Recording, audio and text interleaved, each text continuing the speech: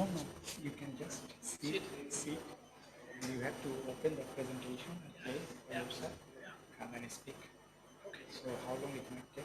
Yeah, it would take less than an hour, but there are room for questions. Yeah, and we prefer to have the question and answer at the end.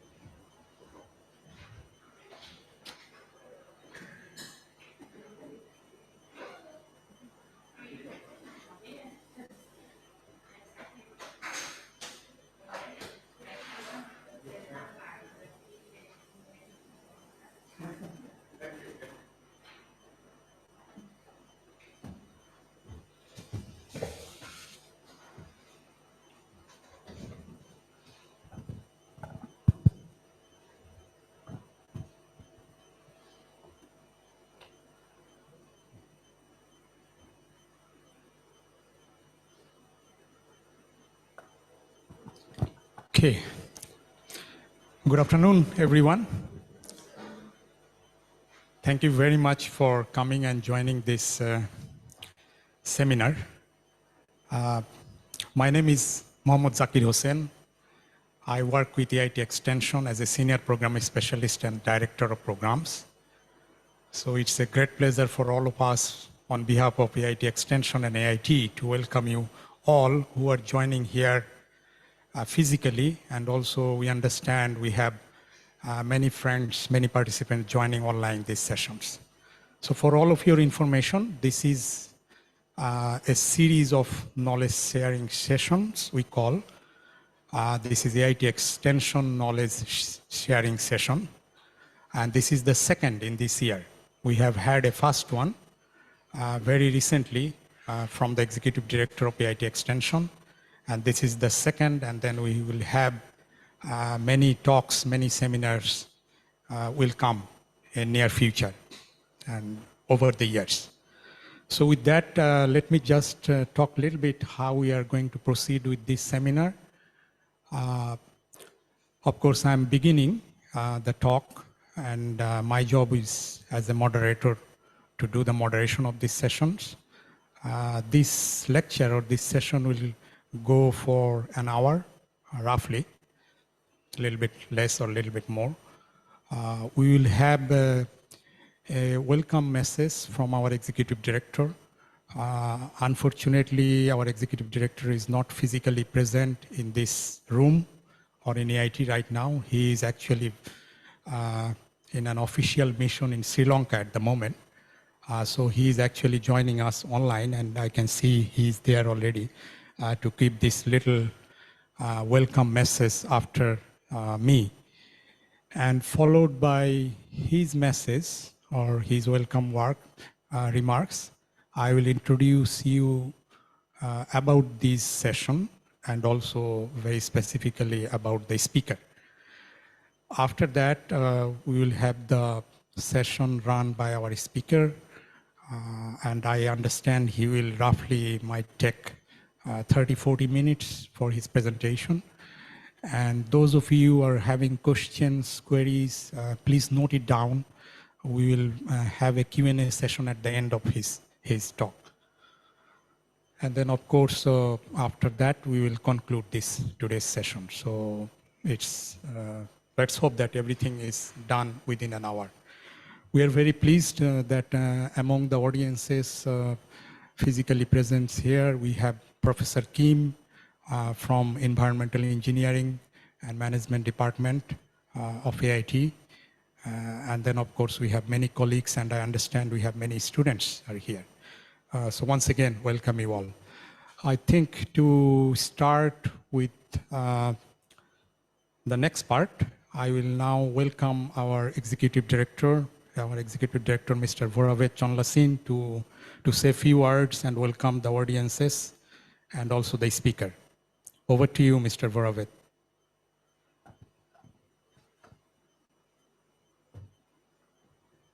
Thank you. Thank you, Dr. Zakir Hussain, and good afternoon to everyone. Good afternoon, Dr. Carl. It is my great pleasure to welcome you all to this event, the second event of AIT Extensions. And this time, we are doing this event in close collaboration with the School of Environment, Resources and Development. And we are very honored that to have our guests present in person today. And also, I can see that many learners, listeners now also joining online. As I can recall, during my old days, I mean, when I was young, we read one of the books called The Limited to Growth.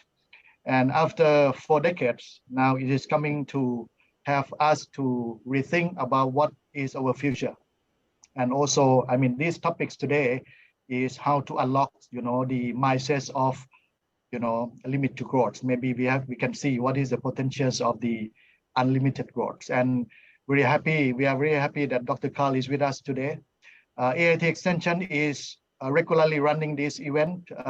We invite the thought leaders, the innovators, and also the futurists to talk to our audience, bringing some of the new subjects, areas, and some new knowledge that will be important for our futures, before, during, and after COVID, and also the changing landscape of our global environment is coming, so that we need to explore what are the areas that we can be more innovative, being in the ecosystem, being in the markets, and also being relevant to the new world. So thank you for joining. Thank you, Dr. Carl. And I would like to wish you enjoy this session. Thank you, Dr. Zakir. Over to you. Thank you very much.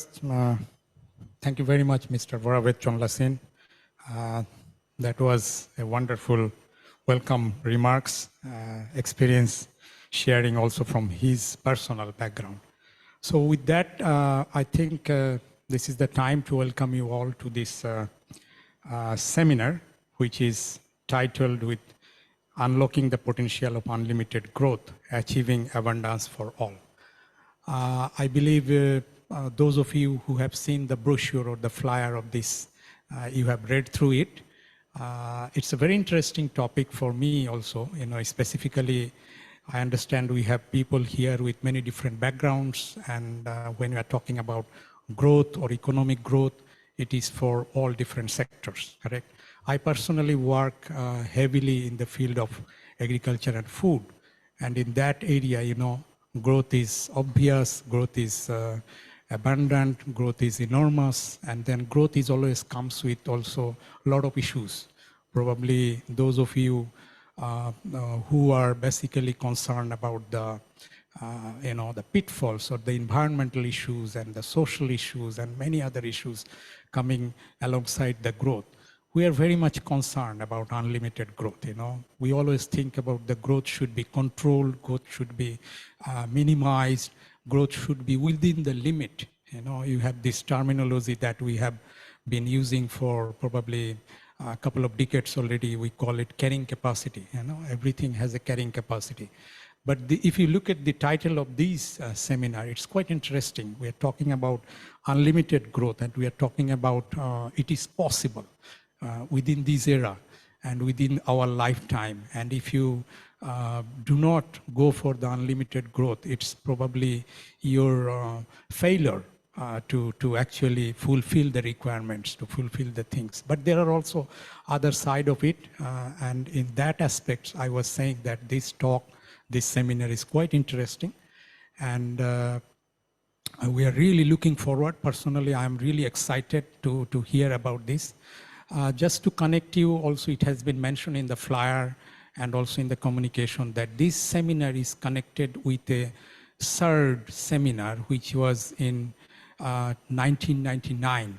Okay, CERD means, those of you who do not know or you are not familiar much about AIT, CERD is the School of Environment, Resource and Development, which is one of the 3 major schools in AIT. So the reason why this seminar is connected, because Professor Carl was actually connected with the school at that time. He was the seconded faculty from Danish government or from Denmark, and he was working with CERD. And in 1999, there was a seminar that happened. It's called Growth Unlimited, if I remember it well. And many of the people who have actually worked, including Professor Kim, who is also here, that time together with Professor Carl, they have had these proceedings. I haven't been able to read entirely the proceedings, but if you had, you probably have seen there what are the issues that people are talking in that time. It's more than 20 years or 22 years before we have been. So we are really excited to hear the connection between that seminar and today's talk, and the issues that we have just spoken, or I have just spoken, how and in what way our speaker is trying to actually elaborate or explain it from his angle or from his perspective. So with that, let me also introduce our speaker. So our speaker today is Professor Carl Ivar Dahl-Madsen, originally from Denmark. He's a Danish citizen. And this morning we were just chatting my experience living in Denmark for a little period that I spent in 2004. And I just came to know that I spent 6 months in the area where actually he was born and he has grown up. So there are some link, and we were sharing the experiences that we had. Of course, it's a different world. Probably those of you have not been to Europe or in the northern part of Europe. That's completely different than this part of the world. Their thinking, their thoughts, their ideas is completely different compared to the people here. But of course, we are not going into that because we like to hear much about that from the professor. So just to recall and remind you that Professor Carl was with AIT from 1997 to 1999 as a Danish government seconded faculty and attached with environmental engineering and management field of studies under the School of Environment, Resource and Development. And of course, that's his original background, the connection with AIT, but his background, to say a few words about his background, he is a chemical engineer by education. And then of course, he has worked in industry and in academia for quite some time. He has been the former president. He was the former president of Copenhagen Institute of Future Studies, which is very fascinating, probably center or institute. We'd like to hear a little more from you. And also the former president of Danish aquaculture, which is very interesting because this is the area that I also work. And I really like to hear more from you about your connection with Danish aquaculture. I was reading his CV and I found that he has done quite a lot of work in the field of aquaculture or aquatic production. He has developed the method and technology of doing some farming of some aquatic animals, and that eels, basically, eel fish, you probably know. And actually that technology is being used by many countries, many companies at the moment. So that's about his background. At the moment, he's a consulting engineer.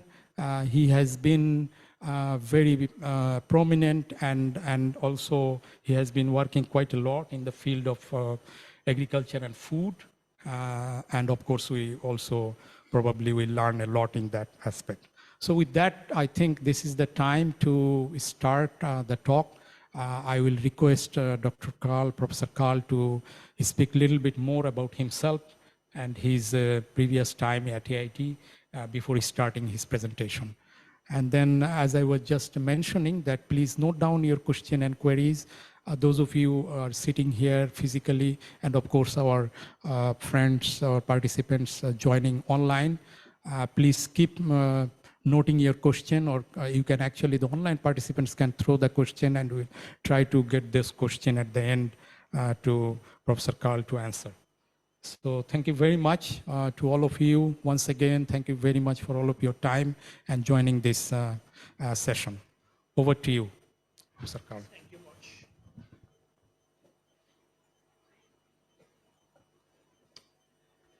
Thank you very much for this nice welcome from the extension program and from AIT. I'm very happy to be back here. It was one of the best times of my life when I went here originally. I learned a lot, because if you come from a small rich country like Denmark, you don't really appreciate the real problems of the world. And that trip gave me the opportunity to know much more than I did at that time. I'm actually giving this lecture. Oh, sorry.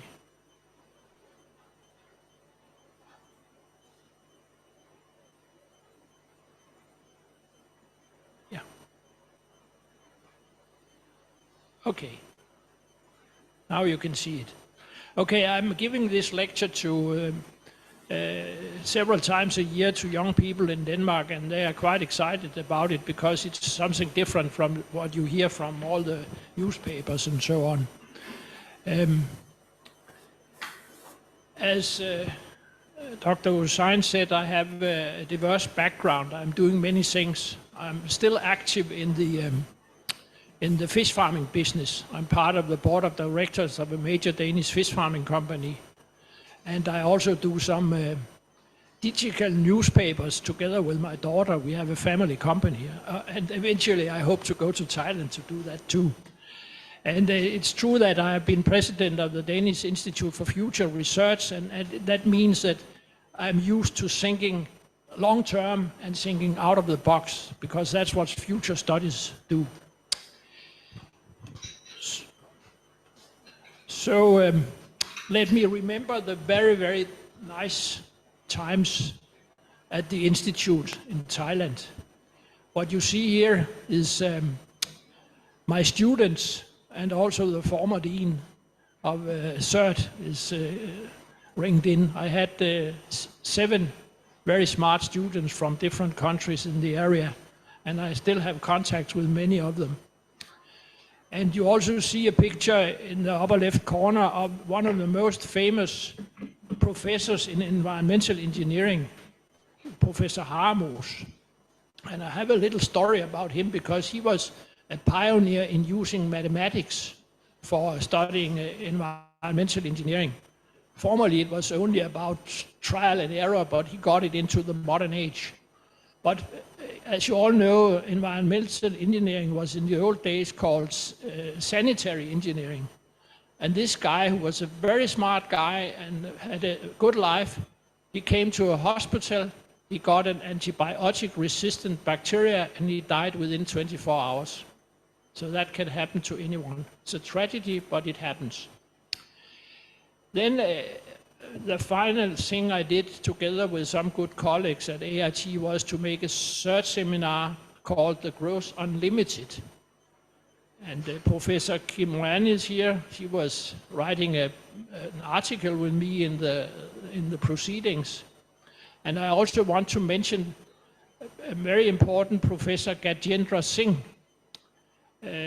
He was fantastic in organizing this, and he told me a very interesting story, which is a good starter for this lecture.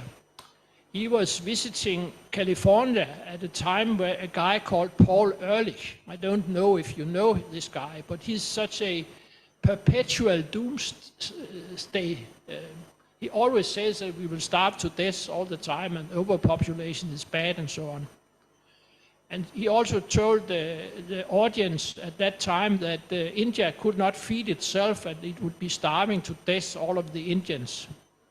And then the young Gajendra Singh, he went up to the professor and said, "It's not true. I'm coming from India. I'm an agriculture engineer. We are actually now starting to export food." And this guy didn't care. He was just completely indifferent to real facts. I don't know why, but I think I can tell you one thing for sure. To make doomsday prophecies sells very well. To say that the world is going better doesn't sell so good. But anyway, at that time we had two primary outputs from the seminar. The first one is that the world will not end soon. And it's absolutely correct. I mean, it's gone 23 years and the world has not ended. So that was a good prophecy. And the second thing we said was that the world will become better on all counts. And I will show you a bit about that now. First, I would also have to say that for some strange reasons, everybody are talking climate change. It has grabbed the world's attention and the world's funding. I think that's a bad thing. I'm not saying climate change is not an issue, but it's certainly not a big issue compared to many other issues, and it grabs too much attention. I would, to my mind, it don't even come into the top 5 and maybe even top 10 of the world's issues. But anyway, everybody are talking about it, so let's see what happened to the climate in 100 years. Since 2020, the world has warmed with 1 degree Celsius, and the sea level has risen with 30 centimeters. Okay, that's it. But what had happened to other things? Our population has nearly quadrupled from 1.9 billion to 7.7 billion. The infant mortality has gone down very much. So it's now only 4%. Even from the time I was in Thailand, it has halved all over the world. The life expectancy has gone up from 35 years for 100 years ago to 72 years. Think about that. I'm now 76, so I'm increasing the life expectancy. And let me add something here. When I talk about that, it's not only that we live longer, we are also healthier. And when I talk to the young guys in Denmark, I tell them, I can beat any one of you in badminton. And they look at me a little bit, and then I know in Denmark, if you have 25 people like here, 4% of Danish population play badminton. That's 1 out of 25. And the likelihood that this one can beat me is not much, because I'm not an elite player in any way, but I've played a lot, so I can hit the ball. So I will also challenge you down there. Are there anyone who can beat me in badminton? Come forward. No, you can see. So that's one of the things about being grown up and being live long, that you can live healthy and you can have a good life. Then if we look at the wealth of the world, it has gone up 8 times in the 100 years per capita. And that's huge also, and it will possibly continue, at least for many, many years. And the percentage below the United Nations poverty line, which is a little bit more than $1 per day, has declined from 70% to 10%. If you go 200 years back, everybody except very rich people were below poverty line. The literacy rate has increased from 32% to 88%. And then abundance of natural resources, material resources, has increased. There are many ways of monitoring that, but I am fond of the Simon's Abundance Index, which started in 1980, and it is a measure which says how many hours do you need to work to get a good. And that's even more better than inflation regulated, but because how many hours do you have to work to buy a phone or a television? And you can see from 1980 to now, the abundance of all material goods had increased 7 times using that measure. And energy, we look at back to 1990s, 30% of all people in the world had no electricity. Now it's only 10% who doesn't have electricity. And if you look at the yield of agriculture, it has increased in 1960 with wheat yield from 1 to 3.5 tons per hectare. And malnutrition has also decreased a lot from 65% since 1950 and down to 7% now. This is amazing. And of course, it's not because it has become warmer or the sea level has risen or because of climate change in any way. There's a little bit good things about a hotter, wetter world with more CO2. It will actually enhance growth, and it has enhanced plant growth. But it's a minor factor, exactly like the International Climate Panel says. Clearly, it says, for most economic sectors, the impact of climate change will be small relative to other impacts, like socio-economic development and so on and so on. And that's true. You can look at the world, you can find very, very rich people in very, very hot countries. You can also find very poor people. The same thing with cold. You can find very poor people in cold countries and very rich people in cold countries. Weather and climate is not a major factor for human welfare and well-being. That's it. I know somebody don't like to hear it, but it's a fact of life. So, can we live in a world with growth without limits? Am I the only one who is saying that? No, I'm not. There are a lot of smart guys out there writing books about it. Give you some examples. A Fossil Future, which says that we should keep on burning coal because the benefits of burning coal many times outweighs the costs of burning coal. And there's a lot of coal out there. Superabundance is about the Simon's Abundancy Index, and particularly factfulness. I would recommend to you, it's a Swedish researcher called Hans Rosling, who has done studies of how the world is getting to be a better place. And you should really enjoy him. He also said on Danish television, being interviewed, that you cannot rely on media for anything. Media does not give you a good, relevant picture of the world because media are only looking at bad things. They don't look at incremental betterment of things. They don't see it. Steven Pinker also have written a book about enlightenment now, and there's a very smart Danish author and businessman called Lars Tvede, who has written a book. It's now translated to Chinese. Actually, it's called Super Trends, which I can recommend. He's a super future studies man. So why should I care? I can see that the world is getting better on all counts if I look at the data. Why should we care that somebody is saying that it's not? It's because the false idea of scarcity is harming to the world. We saw it first time for real was Malthus in the 1700s. A rather smart guy, actually. He said that the world population would grow exponentially, but the food yield or food production would only grow linearly. And then, of course, eventually people would starve. But it happened opposite. Actually, the food production increased exponentially, and the world growth curve in some way stagnated. And then there was, as Dr. Hussain named, the very important book called Limits to Growth in 1972. I was very interested in that at that time as a young engineer. And it also set up some completely false scenarios who now are falsified and coming up with a lot of nonsense. Actually, I had my students at AIT run the limits to growth world model. It's a quite simple model. Anybody can use it.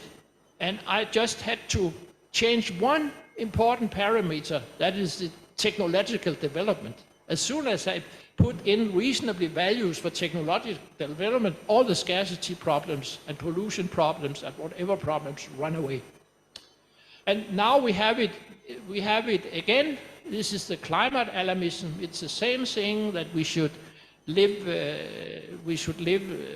not so good lives, and we should be ascetic, and we shouldn't do this and we shouldn't do that. It's just as wrong as the other was. So if we look at the population of the Earth, we can see that that's a study of adaptation. There's no such thing as overpopulation or population explosion. We human beings are very smart of increasing the carrying capacity of the Earth. If we look at subsistence farming, it only produces 1/100 of what a good modern farmer can do, and that's how we are increasing the carrying capacity. And we can also adapt to a given carrying capacity. In nature, it works the way that the creatures start dying at a much higher rate, and then you get a stagnating population. But we don't do that. We stop having as many children. And there was actually a Danish sociologist for 100 years ago called Esther Boserup who saw it very clearly. She saw that Africa's problem was underpopulation, because they could just go out and get what they wanted without doing a real effort. And so she said that development of the world is through a series of crises. You reach some threshold for what you can do, and then you invent things, and you get better off, and then the next crisis comes on, and so on. And she could also call it that necessity is the mother of inventions. And one fantastic thing is the demographic transition, that we can actually adapt our fertility to the situation. We can do it in bad ways, like China, where they simply prohibited to have more than one children. And that's a crazy and brutal way, and it will harm them for, I would say, centuries. That China will be harmed by that, because they now have a very skewed population pyramid. They have problems taking care of the elderly, and they are not as vibrant. Personally, I'm quite sure that India will be the biggest economic power in about 100 years. They have a young, vibrant, innovative population, and they don't have this crazy stop on the population growth. So they will, and they also have a little bit more modern institutions and more democratic and so on. So I certainly think that India will be the biggest. We live longer, as I told you before, and that's a very nice thing. 72 years is a lot. And if we look at Honduras, it's 25 years, so it's quite a miracle. And we know now, if a young girl is born in Denmark today, there's 50% chance that she will live to be 100 years. And now there is a biological upper limit, because very few people have lived more than 120 years or something like that. So with the existing knowledge, it seems to be the limit. However, there is so much research going on to try to make people live forever. And I had a very nice discussion with the former Irish president of AIT when I was there. At that time, we had this discussion, and one of the things I told him was, if you can live, if you don't die from aging reasons, but you just die from accidents, you will be much more risk averse. Young people like you has a risk of 1 divided by 700 to die each year from some accident. And that's not a lot. But if you knew that you could live for 10,000 years, you would probably be very careful not to go mountain climbing, at least. We also get full of food. And I can tell you very, very clearly that if people go hungry, it's not because of lack of production capacity. It's because they are governed by idiots, to be quite frank. They're governed by people who use the money for other purposes than feeding their people. And we hear these endless laments that we will start starving and so on, but in fact, the biggest nutrition problem in the world now is too much food. There are more people who are too fat than too thin. So it's not a production capacity problem. And we can see that we have tripled the food availability over the years. And there are still too many malnourished people, but it's a governance problem. It's not a problem of production capacity. And we can also see that our methods of farming are now so efficient that we're starting to see peak farmland. That even if we need more and more food, we will also increase our yields so much that eventually farmland will go down, and that's a very excellent thing because it conserves room for nature. And as an aquaculturist, I can tell you we could actually produce everything we wanted on the sea where there's ample space. I'm not saying we will do it, but at least we could do it if we wanted to do it. And you all know on the sea is no lack of water, and water is the main substance limiting agricultural productions all over the world.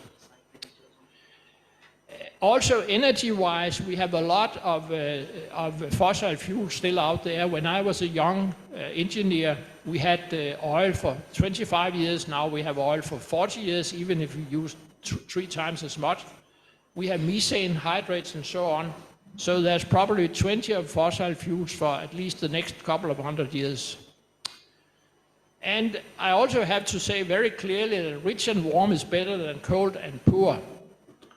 I come from a very cold country. That's why I have taken my family here for 50 days to enjoy the heat of Thailand and to save something on the energy bills.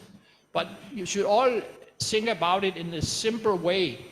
The average temperature of the world is 15 degrees Celsius. Nobody can survive in 15 degrees Celsius more than a day without protection. If you have thin clothes and so on, you will die within about 24 hours. Whereas you can survive here, if you have water, you can survive more or less forever. So cold is a terrible thing for human beings who are originally a tropical species. And many, many more people die from cold than from heat. And IPCC is right in many things, but they overestimate the warming. Many of their models are not very good models, and I'm a modeler, so I actually know a lot about that. And if we look at the better models, they give a lower rise in temperature than the bad models. What do we do energy-wise in the future? We already now have a solution. We have the fission, the nuclear power plants. But there are other ways. The Japanese are thinking about making a solar belt around the moon, which will beam energy down to the Earth. That's a bit science fiction, but it's not completely out of scope. Solar satellites will eventually come up. I don't think they will be used to beam energy down to Earth, but they will probably be used for making factories in space. So you don't need to use a lot of energy here on Earth. And contrary to taking things from Earth and up into space, which is very, very costly, it doesn't cost much money to let it come down. Fusion is, I'm a bit skeptical to fusion. It's also a 40-year thing. Since I was a kid, it was 40 years in the future. It's about 40 years in the future. And I don't think, it's not because it can't work, because the sun is a solar reactor, so of course it can work, a fusion reactor. But it may be technological too difficult to take a sun and put it into a factory. That may be some challenge which we cannot make. But anyway, something can come up. For 150 years ago, we didn't know about nuclear power, and maybe some of you guys or some other guys will find something completely different. So I'm quite sure that the future of the humanity is abundant, cheap, and clear energy. There is one limit, though, we have to consider, that is the heat. If we use too much energy, we heat the Earth. It's not because of carbon dioxide, it's just the waste heat from any energy production. And we can't do that forever. So we have to eventually stop increasing our energy use on the Earth. But I'm not saying then we could move it to space. We also see that we decouple things from year to year.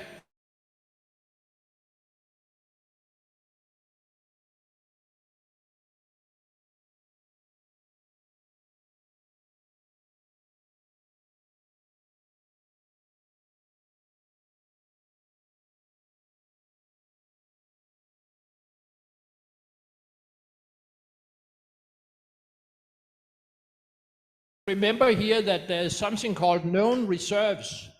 And known reserves have nothing to do with how much material there is. It's only the amount of material which have been found and which it's possible to exploit with a given technology and a given amount of money.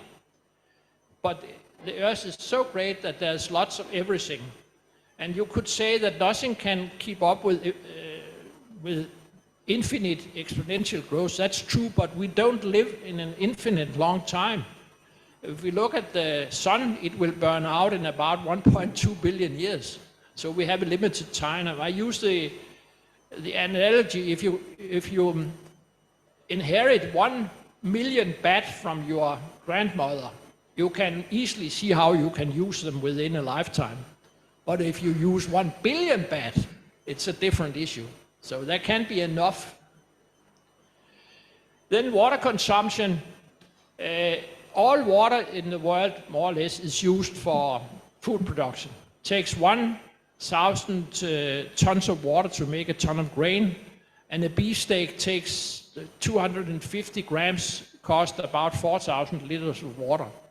Means that you don't need to skip on your showering, because a shower is only 40 liters. And that's just 25 grams of beef. So don't save water the wrong places. Hygiene is much more important than water savings. What are the solutions for water? Because of course there are trouble, there are skewed distribution, and some places the use of the reservoirs. But there's nothing which is free. Water should cost something. And in China, for instance, they have a very bad water productivity because water is not cost anything. So they have a very low production of value per used amount of water. You should also globalize. When you make a pig or a chicken or anything like that, you actually use a lot of water. We call it virtual water. And so we are exporting pigs to Japan, which corresponds to 25% of all the Japanese water in the household.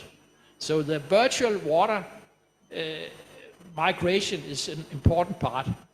You shouldn't cultivate deserts. It doesn't make any sense at all to use a lot of water where there is no water, when there's so many countries like Denmark and many other countries where there's sufficient supply of water. Of course, you should primarily make rain-fed agriculture.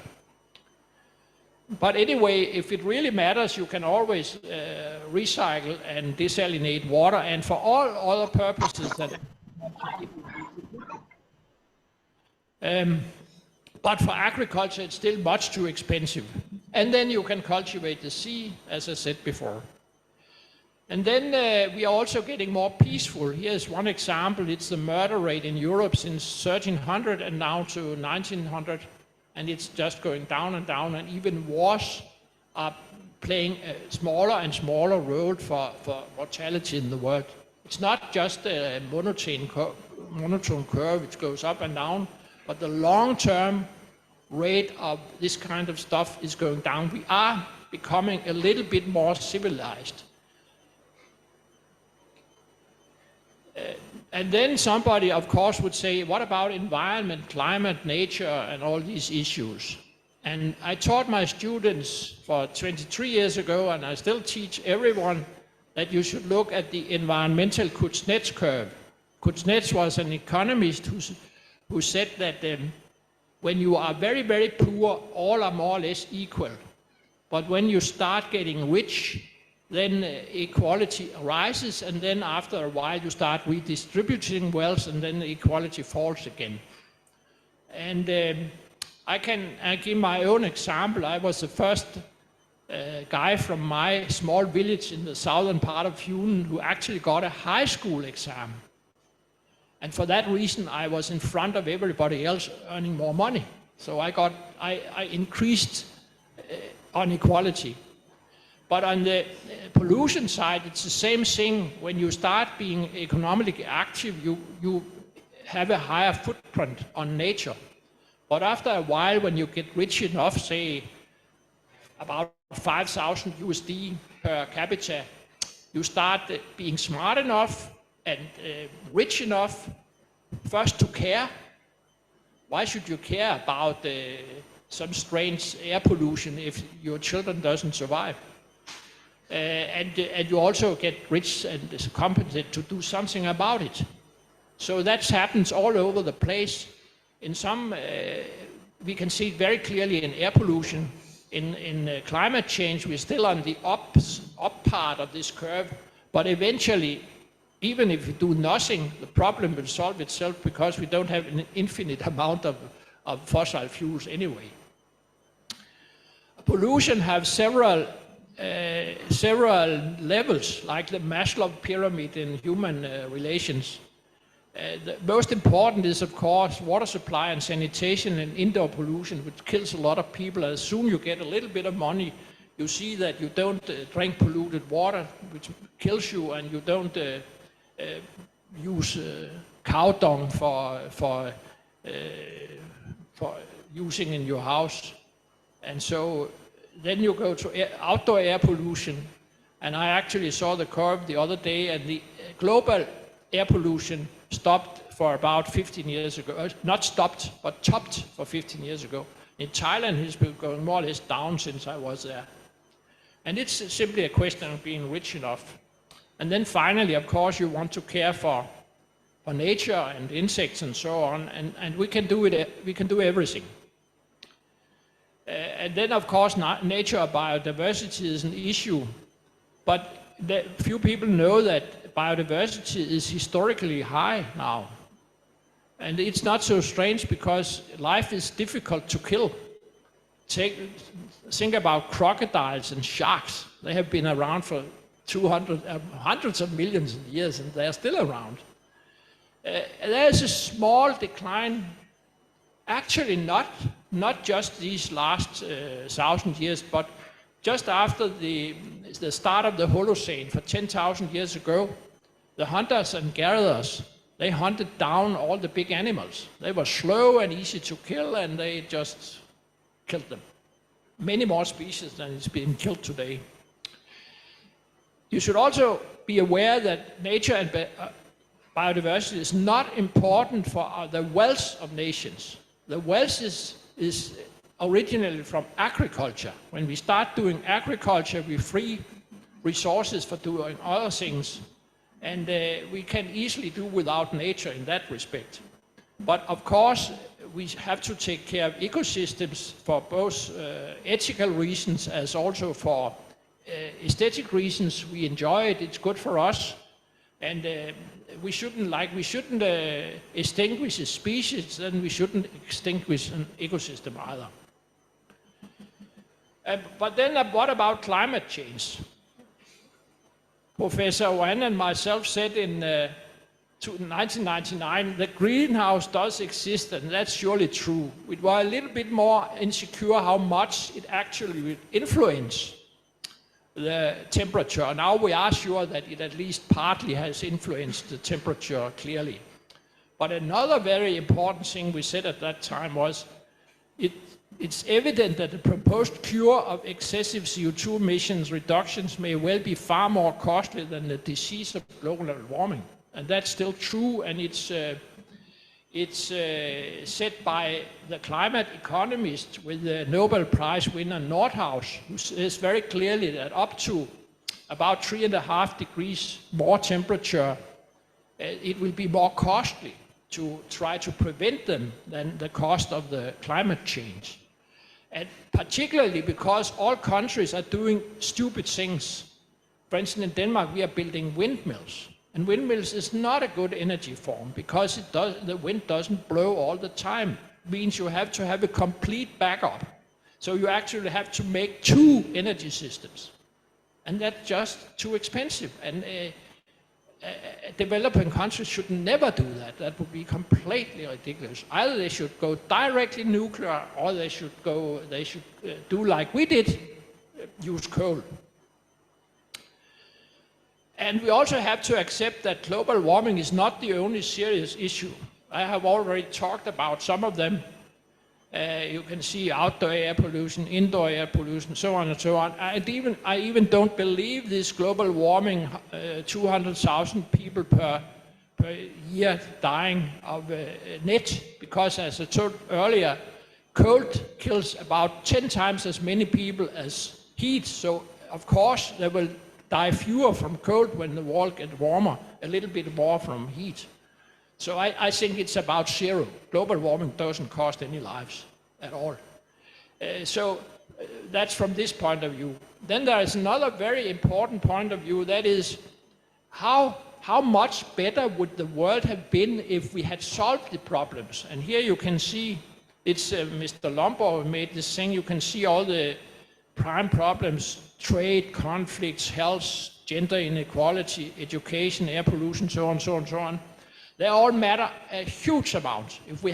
When we have solved them, the world GDP will increase a lot. But you can nearly not see global warming here.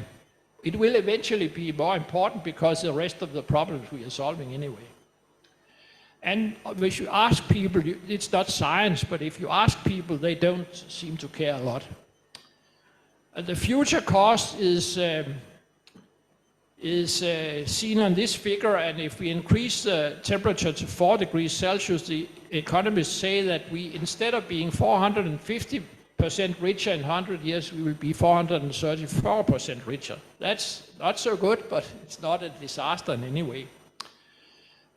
Extreme weather is not true, that it is, except heat waves are increasing. The other things you can't see, and we look at a very important factor, it's the deaths from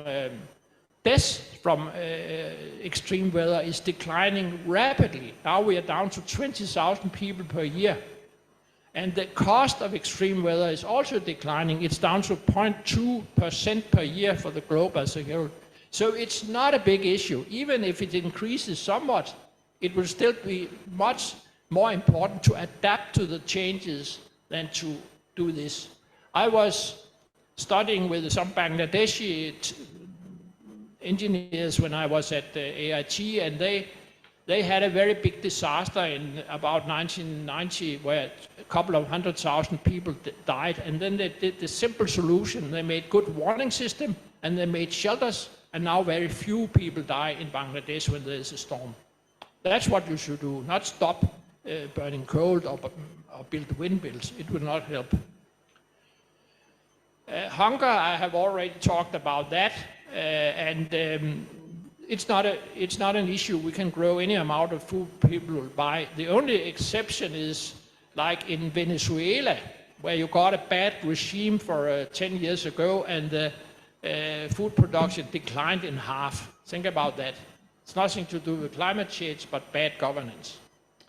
And climate diseases, we have malaria mosquitoes in Denmark, and for 200 years ago, 1,000 people died in one of the Danish isles from malaria. So disease prevention is about human ways of controlling the problems, not about temperature. And okay, that the sea is increasing. If all ice melts, it will increase 70 meters, but it will take tens of thousands of years, so we can cope with that. Now the increase is about 3.4 millimeters per year, measured by satellites. That makes it a very small, very, very small increase in rate. So probably half a meter in 100 years. And the Mars extinction is a miss, and I call it completely irresponsible to compare the small death rate of species now with a meteor or a supervolcano, which killed most of the species on the Earth within a couple of days or months. Actually, we haven't killed many species the last 500 years. Only 5% of all birds and animals have been killed. That's not a lot, and most of them died for several hundred years ago when some British ships came to an island and they put out cats and rats, and the indigenous animal population didn't know how to do it. They were killed by the cats and the rats. And actually, one thing which is harming biodiversity is our idea that we should start burning biomass and making bioethanol. That takes space away from nature.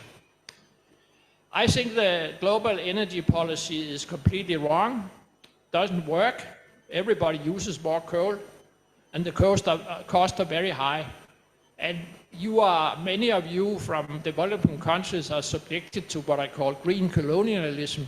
People are trying to dictate what you should do. The other day I gave this lecture in another university, and an Ethiopian student told me that not only will the World Bank and others, they will not loan any money out to oil, gas and coal exploration, but they will also try to do bad things if you do anyway. And I think that's bordering to evil. Shouldn't do that. All of you should just cry out loud and say we wouldn't take it. What should we do? Nothing. I know it's not a very nice political statement, but we know that there's a limited amount of fossil fuels, and eventually nuclear fission will be cheaper.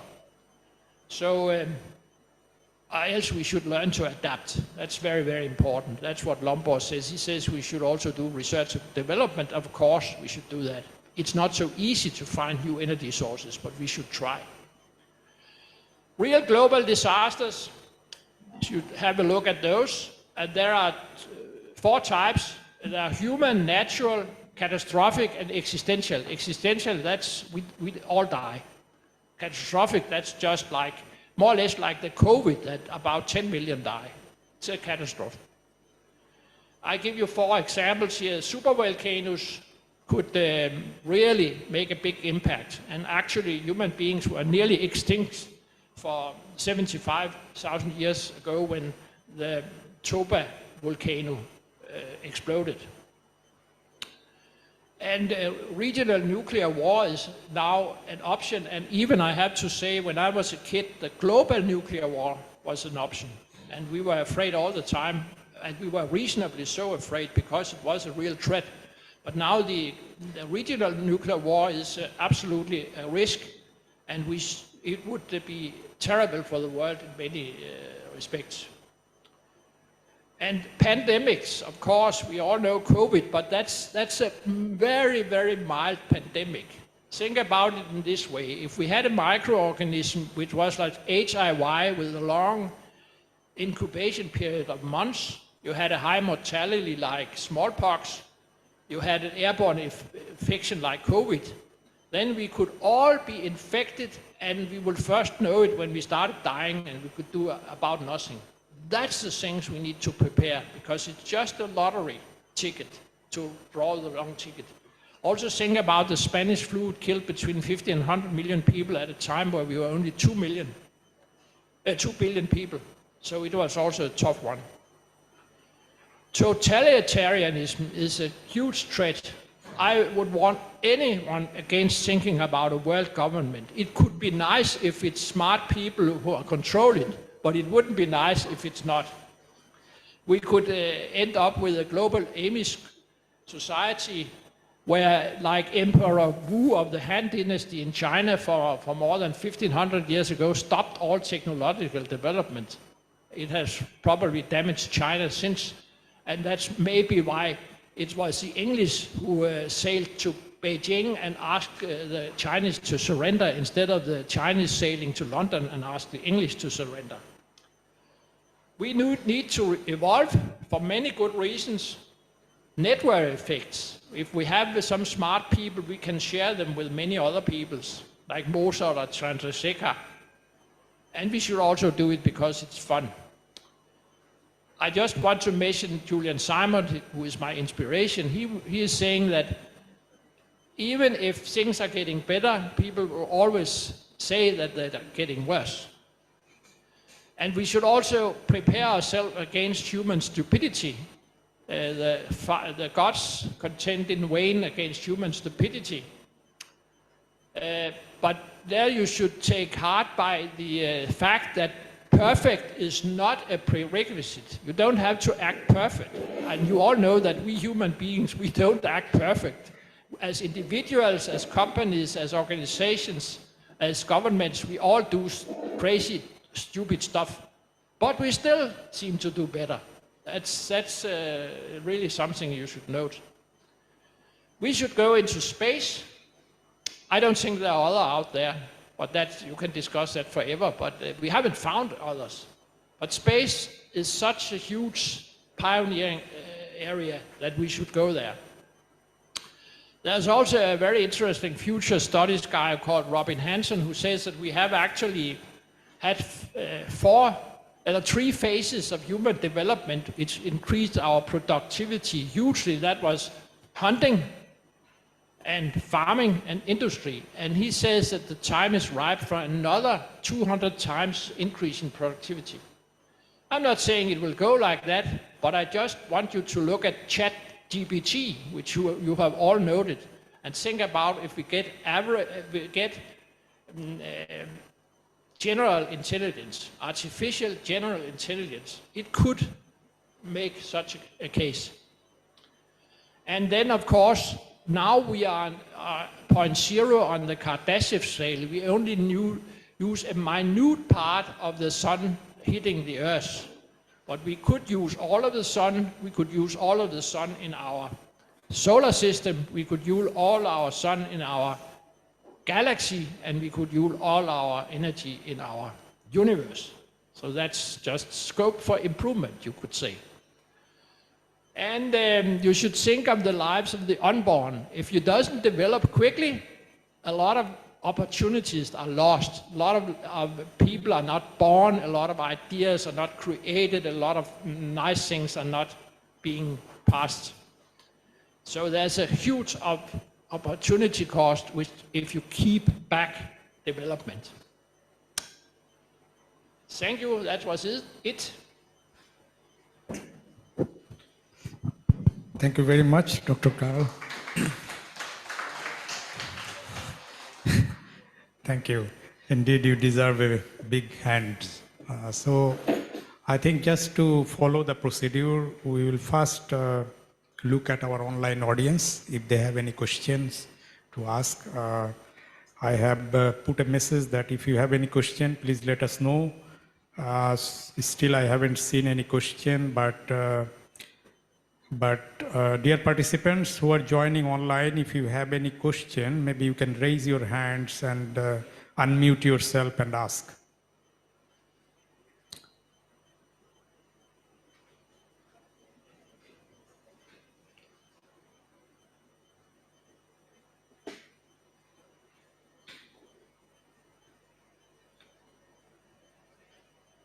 No. Okay, so that gives the opportunity for participants here. So maybe the floor is now open and we can, yes, you can raise your hand and ask one by one. Good afternoon, sir. Sir, please introduce yourself a little bit. Sir, I am Munira. I am from India, and we are here in AIT for 2 months for training. So thank you for this wonderful seminar. So you have just told about all the important questions which we are facing right now in the world, and we are trying to confront it in all the possible ways. So you said that climate change and population are not as much big problems which we are facing. I would like to question you that if we keep climate change, pollution, population aside, as an agriculturist, we also know that soil, if we consider soil, You haven't included it in here, but I want to ask you that if we know that we are facing the deterioration in the soil quality. So do you think that it is an important question in short run as well as long run, and is it going to affect agriculture and human in any way? Thank you. That's of course a very important question. There's lost a lot of soil over the world. But also, you know, the solutions. I mean, there's a lot of good agricultural practice who actually can keep the soil. I mean, in India, you see fields on mountains, and they have just developed the technical. So I think it's a technological issue, and it's probably more or less an issue of lack of knowledge and lack of funds and lack of and poverty issue. But of course, it's important to preserve the earth. I have to say, though, that the very long future for agriculture is probably not on soil. It may be indoor. If you have ample energy in form of fusions, for instance, then you can just grow your plants by lighting on it.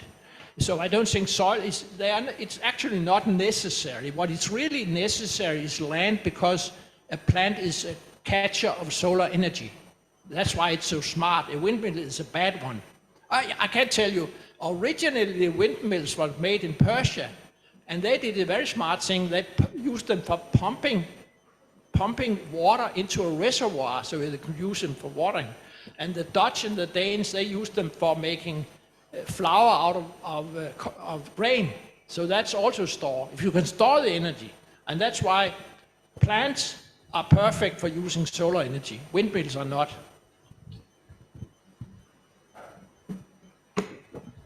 Next question, yes, please. I'm Dr. Kaushik Khamri. I work as a postdoc at SAD here. So you must have read the book Sapiens by Yuval Noah Harari. It's a very famous book. So he writes that once upon a time in Australia, there are very big marsupial animals like marsupial lions, marsupial cats, and then diplodocus, etc. And they used to roam there, but now not even a single of these animals are present there, because once the Homo sapiens has reached the Australian island, they have all killed them. So don't you think that it's an example? It is an example of a mass extinction of the animals from their native places? Okay, thank you. It's of course a relevant question, but I don't think we have done a massive extinction. We have done, as you rightly say, it's not us today, but our forefathers did these kind of things, and they were bad, but still there are many species left. It's not like a meteor. Then everything dies. But I think we are now changing. In the very rich countries, we are now trying to make more habitats for nature. Also in the marine areas, there are many more marine habitats. We are introducing wild species, like in Denmark. We didn't have any wolves for 20 years ago. Now we have wolves in Denmark. So I think if you get rich enough and care enough about nature, then you will gradually produce it. So I look optimistic on that. I'm not saying of course there's still issues. If you burn your forest down and such things, then it's bad from anything. But I think we can cope with it, and we know how to cope with it, and we are starting caring more. So once Indian great leader Mahatma Gandhi wrote that the world has enough to meet everybody's need, but not to meet everybody's greed. So now it is the time to go far away from that, to think different than that principle. Yes, of course, you can say that's a smart saying, but I also have to say, what is greed? I mean, if you want to do good for yourself and your family, and you want to have a little bit of living standards, I don't think that's greed. I think it's just natural human wanting to have a good time. And we have to say that we are actually very, very smart at increasing the opportunities for having a good material life. And I wouldn't call it greed. There are greedy people out there, but that's true. But there are also very few people who are non-greedy in the way that they don't want any material life betterment. I have been a senior manager for many years in my life, and I never had one of my workers coming to me and ask to be put down in wages. Never. They always want to have more salary. And I think that's human nature. Thank you very much.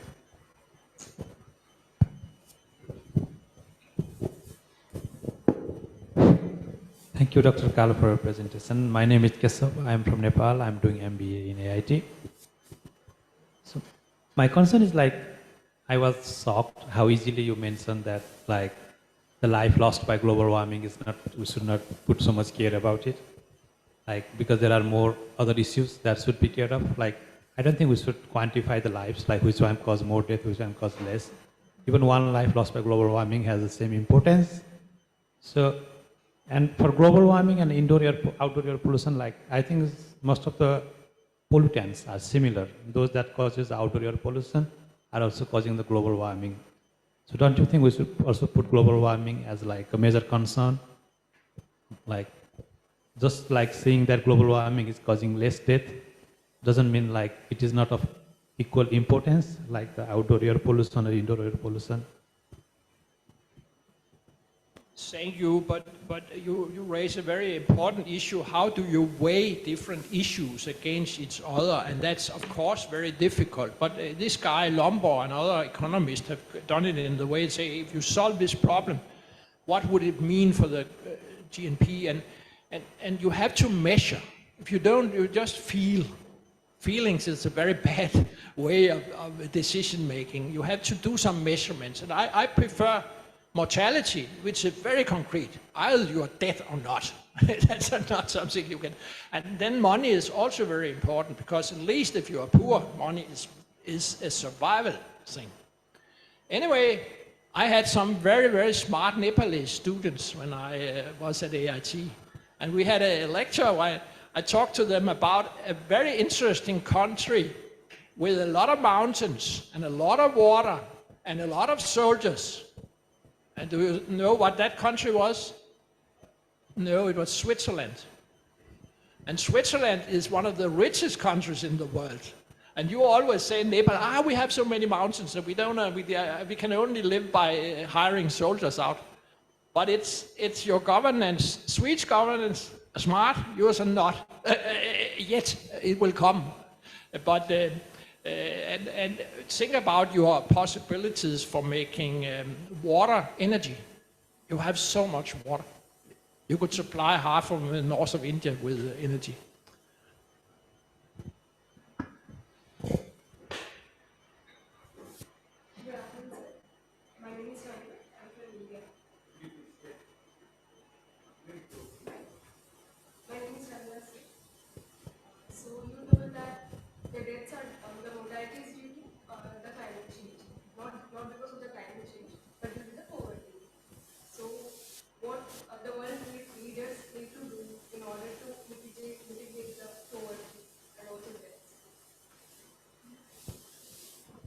You are asking about that I think that climate change is not an issue for mortality. Not yet, at least. Yeah, but as I said, I think we should prioritize our use of money to get the most bang for the buck. That means we should go directly to the biggest problems. And the biggest of all problems is poverty. It's also number one on the Millennium Goals. And so we can eradicate poverty, then a lot of stuff gets much easier. Also to adapt to climate change. Climate change is something which will always happen, even if we human beings don't try to influence it. It will still happen. Actually, it's very likely we will get into an ice age in 10,000 years. It's a long time, but it's likely, and then all the Danes will move to Thailand. But anyway, so that's why I don't like the idea that making energy very, very expensive for poor countries is a very bad idea, because then they don't get rich in the same rate as we got. So my highest priority is economic growth and getting rid of poverty.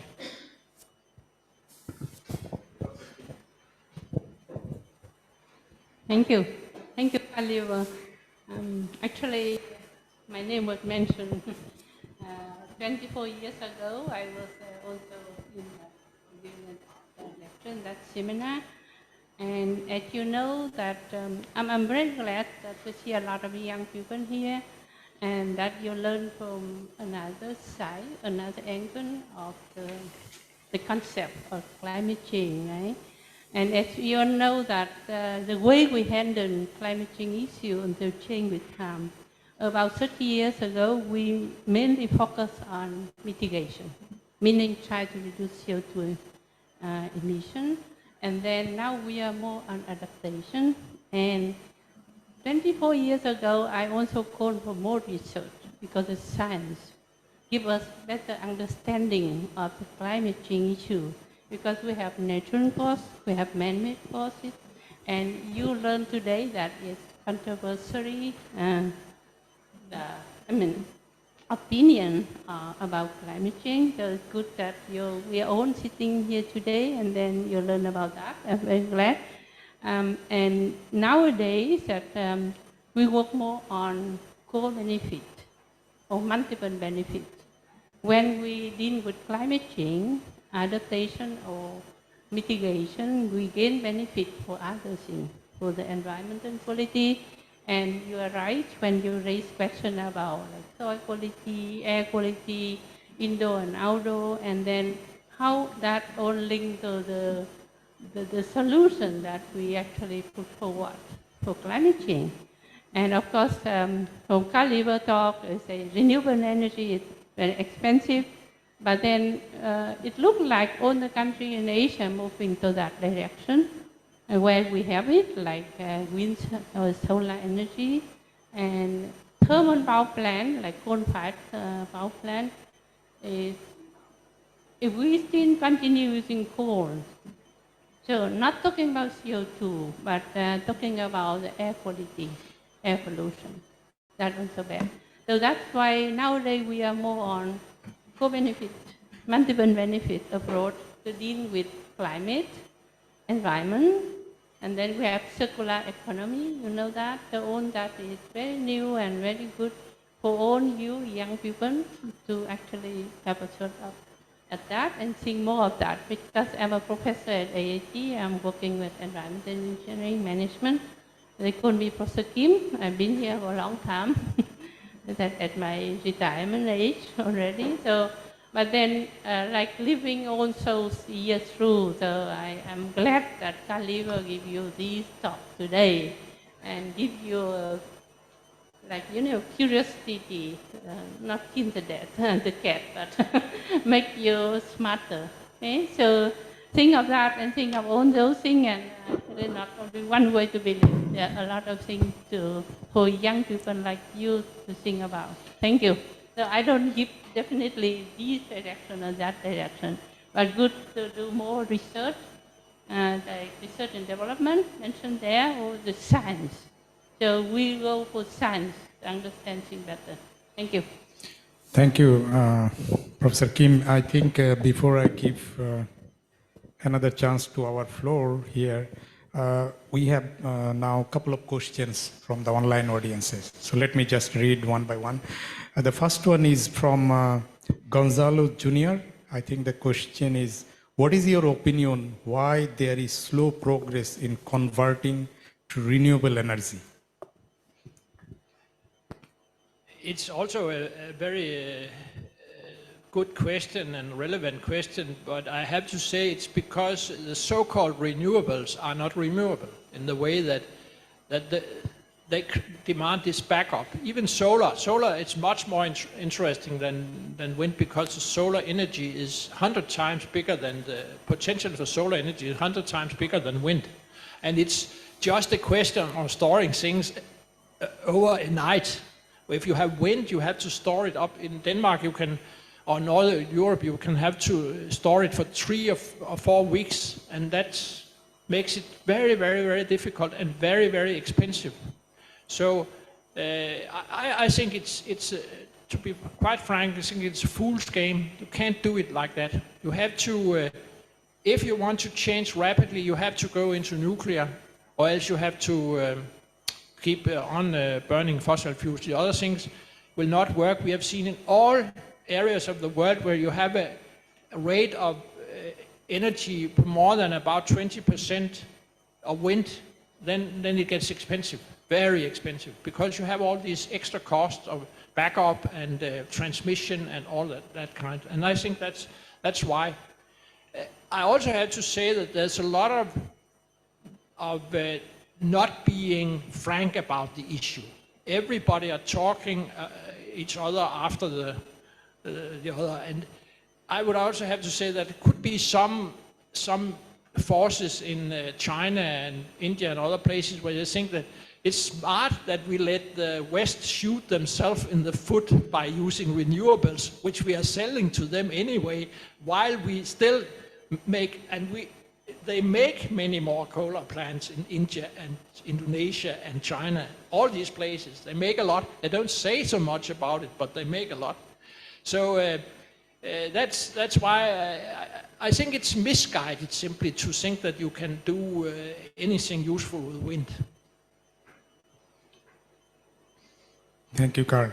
I think that brings to the question number 3, which is quite relevant. I will read the second question later. The third question is from Neil from India. Hi, Carl. I'm Neil from India. Thanks for the great suggestion. I agree to your point that nuclear energy is the future. However, over the years, nuclear power has gained a bad reputation due to accidents in the past. Even countries in Europe like Germany have gone out of their way to reduce reliance on the nuclear power. How do we as humanity course direct? Please repeat the exact question. I didn't get it. Well, his concern is nuclear energy has gained some bad reputation. Yes. Even the Germany has coming out. So what do you suggest? Oh, yeah. I think that all these issues with nuclear is also completely misguided. If you look at the safety record of nuclear power plants, look per kilowatt hour produced, it's absolutely the safest form of energy. And the people died at the Fukushima, they died not from the nuclear accident, they dying from fear because they were panic immigrated. And else there has been very, very few deaths. And the waste issue has been solved many years ago. You can just keep the waste on the it's so little amount of waste, you can keep it on the power plant and then eventually you can use it with breeders. I think all these things are a psychological issue of trying to combine nuclear power with nuclear war. That's why people are afraid. But if you look at the rational thing, nuclear is, and it is the future, because eventually coal and oil and gas will run out, and if you don't have anything else now, you may be able to get it further on, but you don't have anything now. Actually, in Denmark, we see now a change. In Sweden, it's just recently changed the government attitude. Now they want to build more nuclear plants. And in Denmark, the resistance against nuclear is declining. And the Germans are being a little bit of fools because they are actually burning more coal because they're taking very well functioning nuclear plants out of order, which is not smart. So if I was afraid of climate, I would just say build nuclear from now on. I'm not so afraid, so I think we shouldn't discard the huge amount of value there is in fossil fuels. They represent a fantastic value, several gross national products of the world. So we shouldn't just let it lie. But anyway, I wouldn't be afraid of nuclear, but I understand why people are afraid. Thank you. So there is the last question. Thanks, Carl, from Neil. Neil has given his thanks. So there is the last question, which is about the plastic waste. And I think this has come from Ian from Vietnam. His question is, the question is, how can we have effectively treatment of plastic bags?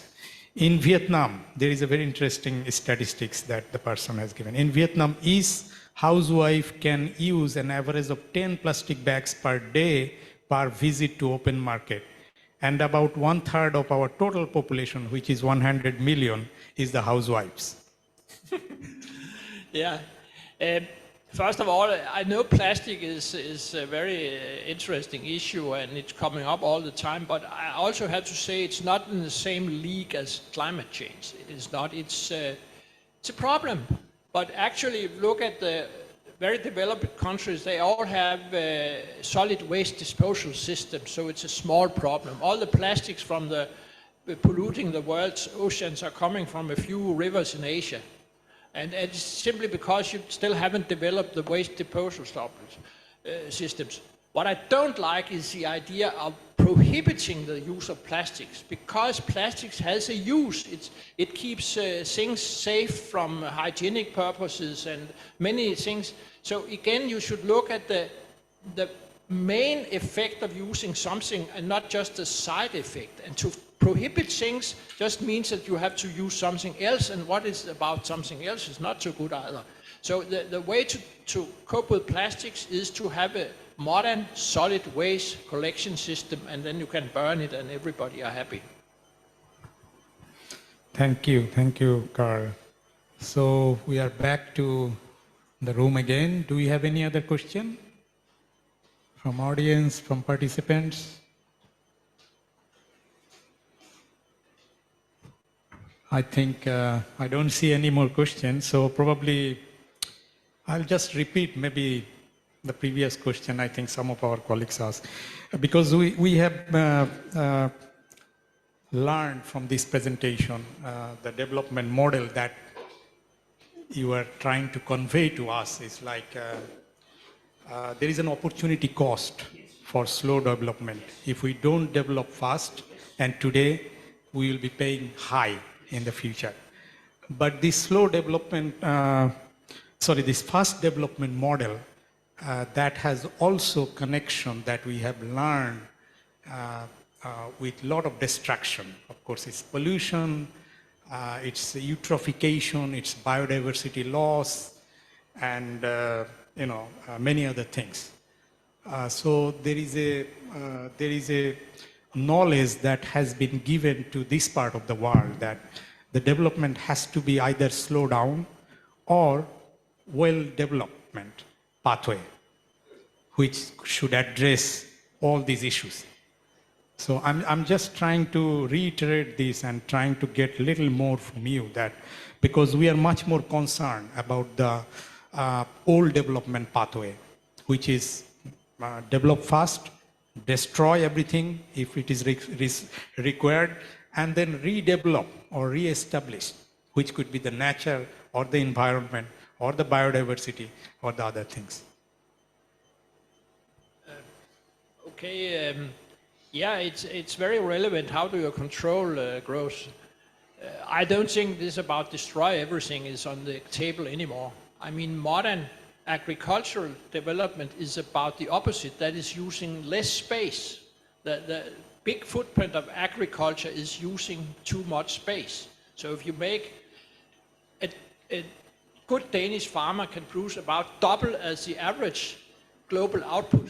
So everybody in the world had agriculture like a Danish farmer, we could halve the agricultural area of the world. So I think we should develop fast, because the opportunity cost of not doing it are huge. It's people dying too early, it's people getting too poor. But I also have to admit that, of course, you should think. There can be issues. I don't like the precautionary principle. I think that's rubbish, because if you don't want to do anything before you're completely sure that you will not make any mistake, you will never make anything. So I don't like that. I like actually the bravery principle, that you should do things to see what happens. But on the other hand, of course, we have to think. What I think is a way to do that is to having free speech and democratic rights. I think that's very important. And then have different types of people. I'm a guy who I'm not so afraid of trying things. But I also like that there's the other guy or lady who say, be a little bit more careful. and then we outweigh each other. But to stop growth is to kill people. I wouldn't like that. The world growth is fairly okay. It's about 3 to 4% per year.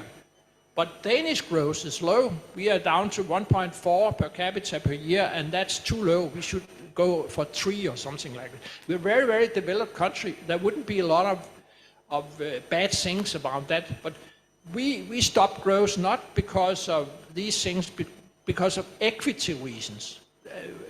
Many people are more concerned with distribution of wealth than creating wealth. That's a political issue. I'm the guy who say, let's produce much wealth, and then even the poorest will get much better off. And the other guys say, hey, we should distribute more and grow less. That's political. Thank you, Carl. You have raised your eyebrows because the thing that I was trying to convey to you, like when I was in Denmark, I saw people have been working quite a lot to address the eutrophication issue. And all the lakes in Denmark happen to be polluted. Correct. So I'm just saying that there is a cost of actually recovering this ecosystem or environment as well. So that's of course connected with this green revolution and the blue revolution that came one after another. So just little more suggestion if you could actually give to us for the people of this part of the world from the experience that you have.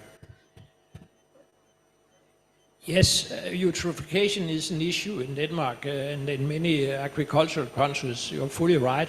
And also the soil fertility. But when I was teaching at AIT, many of the students looked at me like I was some crazy guy because they used nutrients to put into the ponds so the fish could grow better. And it is a little bit of a luxury problem. Eutrophication. It's not a non-problem, but it's a luxury problem. It's not something that kills people. It just makes the water a little bit more unclear, and you have some oxygen deficient and so on.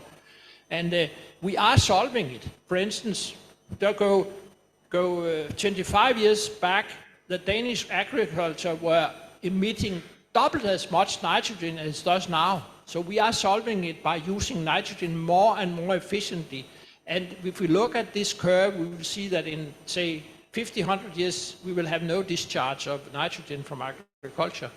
And it's not necessary to push the matter because it's just too expensive. Every time you try to command, control, enforce something before the technological level is there, it costs too much. And this money you could have used for other better purposes. Thank you very much. Dear participants, any other questions, queries? Okay, so in that case, let us conclude this session. I would probably just repeat 4 points again that has been actually the key takeaways for me, basically. I think the first one I have already spoken. Development is inevitable. We need development, and we need fast development. We need development for a country like India, having more than 1 billion people, country like China, and then also a country like Indonesia, or the country where I come from, Bangladesh, with 200 million people. So definitely that is required. But of course, we are concerned. And for that, probably we need to look at the technology and innovation and the science. And Professor Kim also has mentioned that there is a lot to do in the field of science. There is a lot to learn and bring those technology, innovation, and the science in our development. The third one is, yes, we need good governance. And that actually probably is missing in many parts of the world. Like you have heard, there is a huge production, but there are still malnourished people are around. There are people who are not getting any food. But the production-wise, we are not failed. We have enough production probably in somewhere in one part of India or somewhere in China or other parts of the world. I think the last takeaway for me is the prioritizing the issues. This is a very, very important thing. We were all talking about climate change over the last 5-10 years, but it is the pandemic that killed most of the people recently, correct? It is actually the air pollution. Recently, I don't know if you have noticed in last 2-3 weeks, Thailand is very much concerned about PM 2.5, which is basically the air pollution issue. It's a burning of many things, including the agricultural waste. And that actually giving us lots of issues. And I see many AIT people even got sick of that. So yes, the last point is the prioritizing the issues, which are the issues that we need to prioritize in our development. So with that, I think we can conclude this session, giving a big thanks again to our speaker, Professor Carl Ivar Dahl-Madsen from Denmark. So thank you very much, Dr. Carl. We have a little souvenir for you, and on behalf of AIT, I think I will request Professor Kim to hand over as your colleague and also as one of our AIT professor. Yeah, no problem. Can we have, yeah.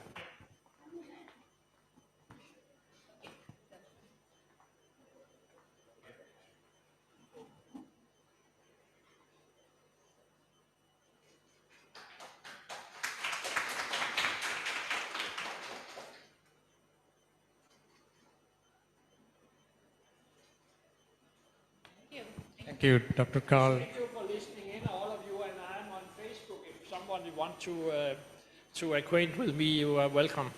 So. Yeah. Okay, so yeah, just a little more announcement. Have a seat, please. So, of course, thank you to all of our online participants and all of our participants, students, faculty members, staffs, and my colleagues here. So thank you very, very much for your time and for attending this seminar. As you have heard at the beginning, we will continuously doing this kind of session in the future. So please keep an eye in our website and also in our online medias. As Dr. Professor Carl just mentioned, he has his Facebook. You can be connected with him. You can be connected with us, and we will be announcing for the future. Just for your information, the immediate next webinar, which will be completely online, because the next speaker for this webinar will be someone who will deliver his talk from Australia. So we'll have this webinar on project management in a disaster context. So those of you who are managing project, interested about project management, probably it is a very interesting webinar to attend, which will be happening on 23rd of February, 2023. And that will be completely online. You can register, and you are all welcome to join that. And then, of course, over the year, we will have this seminars, webinars will continue, and we are calling it as the AIT extension, experience sharing sessions.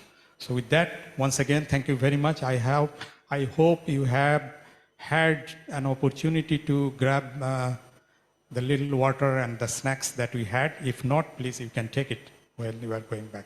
Thank you. Thank you, everyone. Thank you. That's the conclusion of this.